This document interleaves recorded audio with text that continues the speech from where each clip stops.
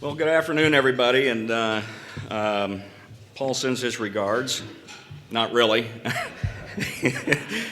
Anybody that has to stand in, I always tell my son, son, you've got to learn how to give impromptu speeches because someday you will be called on to fill in for somebody.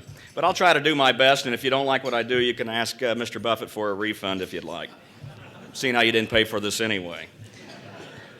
But, so folks, there's great news. There's great news in the fact that there's this huge amount of momentum that's taking place relative to soil health by so many different groups, and the participation today and the quality of this format is a great testament to that aspect. And we all need to think about and how we're going to respond to the challenge that certainly Howard Buffett has put into the press many times for several years, in terms of how we're going to build and create a brown revolution. And being a product of the land-grant institutions of where we've gone through and we've really got behind the green revolution, it's no mystery as to why we're in the state that we're in today relative to soil health and understanding that. But let me put a little bit of context behind this, if I could, please. I'm a farm boy from Mexico, Missouri. We still have our family farm there, and 2 years ago, my brother, who's kind of a freelance writer, if you will, and he's done several things for Progressive Farmer on soil health, decided that we needed to move to cover crops 2 years ago. And as you know, we've gone through some severe droughts through that particular area, and he's been involved in speaking with a lot of individuals like yourself. So we made that move 2 years ago, and I heard this morning that there was a need to bring landowners on board, absentee landowners, and get them convinced that they need to involve themselves in soil health and cover crops and understanding what it can do for the value of their property.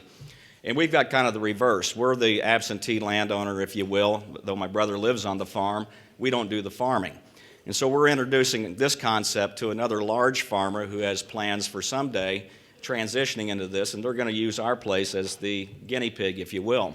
So there are different avenues, if you will, in terms of how you can move the dial and create these different relationships.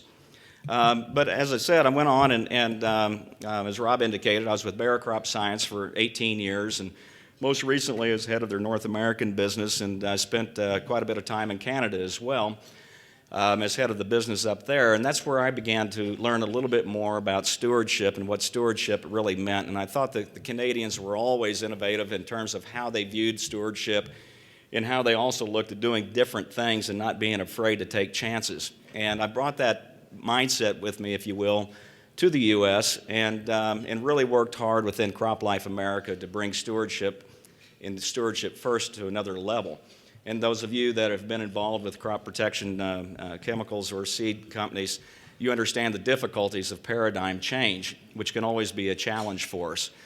So in December of 2011, when I retired from Bayer, I thought, well, I'll stick around RTP and maybe become involved in a biotech startup or something. But I learned about the Noble Foundation through a phone call from a headhunter.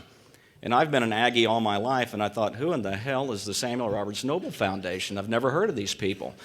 And so I've got the phone in the crook of my neck, and I'm Googling Noble Foundation, and what came up on the screen just blew me away.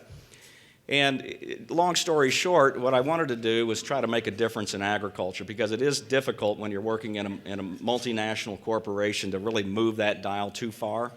But here was a place I thought that we could really make a change and really make a difference. And in 1945, Lloyd Noble, who was a wildcat oilman, had an opportunity through visiting all of his different well sites that he had across the southern plains to really look at the degradation of the soil.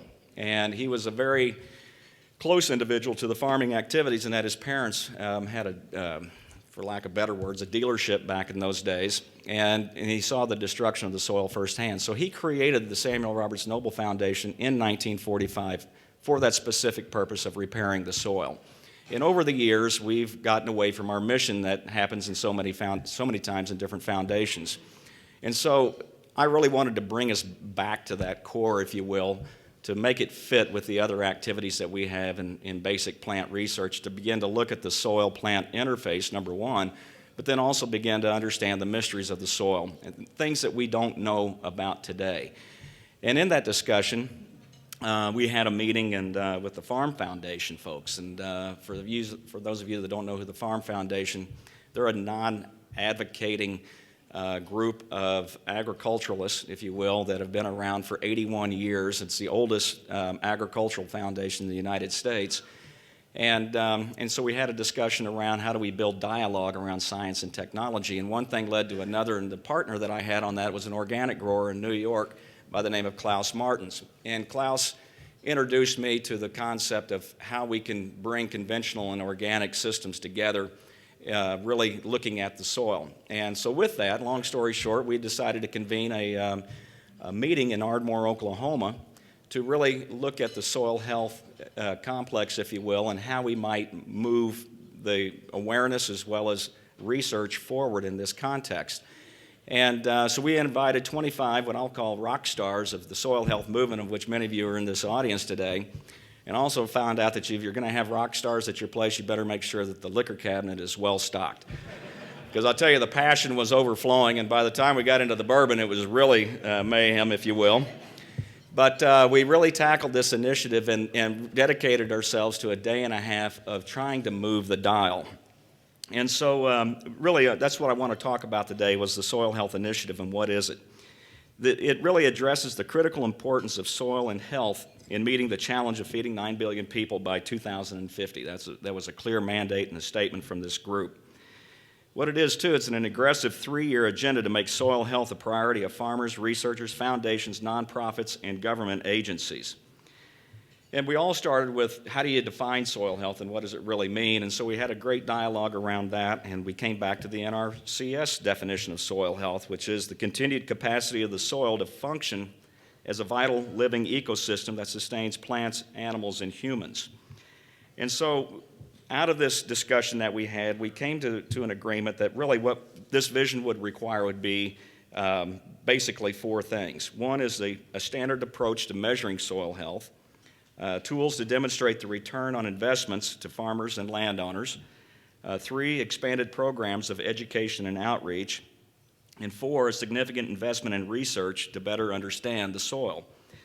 And so with that, we developed different teams to go about their business of moving different initiatives forward so we could eventually culminate all of this activity in the development of a comprehensive strategic plan for soil health for the future. And so we've enlisted the services of Bruce Knight to really bring this together for us. At the time that all this was going on, too, we knew that the Nature Conservancy and Monsanto and the Walton Foundation and others had been having discussions about soil health as well. So those individuals were also present at this meeting in November in Ardmore. And with the launch of their new initiative, the Soil Health Partnership, which you'll hear more about, we had a little meeting last night to determine that one thing, and first and foremost, let's don't duplicate efforts, and let's not waste money, and let's not get bogged down in bureaucracy, and let's make sure that we can keep this thing fluid. I report to a board that expects outcomes. That's why I went there. That's why they hired me. I'm not a big fan of a stalemate. If we really want to move the dial, we have to do it, but we have to do it in a collaborative way. And that's one of the big problems that we have in agriculture here in the United States. We're too fractious. We don't work well in the same sandbox. And so it's nice to see industry, foundations, other NGOs working together to really solve these particular problems. And I'm really encouraged by the fact that when we look at the attendee list of this session, that there's so much richness of information that we can really bring this together.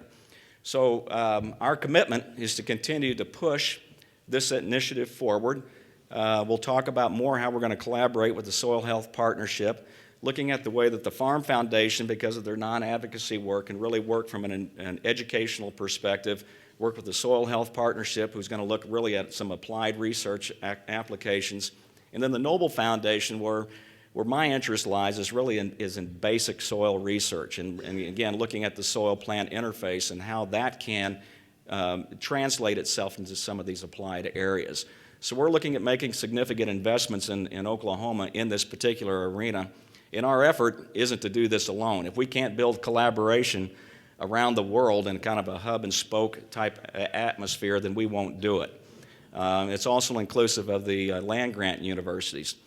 And in speaking of that, I'll also mention, too, so we had this conversation at our table a little bit earlier where Mr. Buffett was talking about the need for more nobles across the United States. We did introduce a piece of legislation this past year called the Charitable Agricultural Research Act. Our bill co-sponsors are Senator Stabenow and Congressman Nunez in California. And we have great support across the spectrum in both aisles, but we're waiting for a functional Congress, and so we might be waiting a while. But the fact is, it's going to be attached to some level of tax reform that will go through, and what that will basically do is allow individuals of wealth to invest in agricultural initiatives, if you will, to really move the dial. And our thought process is if we can get 7, and we'll call them ag research organizations, agricultural research organizations, if we can get 7 of those positioned across the country, we do have a good opportunity to continue to this infusion, if you will, of private money along with public money and build these relationships and make our infrastructure a whole lot stronger. So that's my shtick for Paul Schickler today. And with that, I'll be around and you can ask me any questions. I do have some handouts that describe the initiative as well, and we'll be glad to entertain any questions afterwards. So thank you very much, Rob, for the opportunity.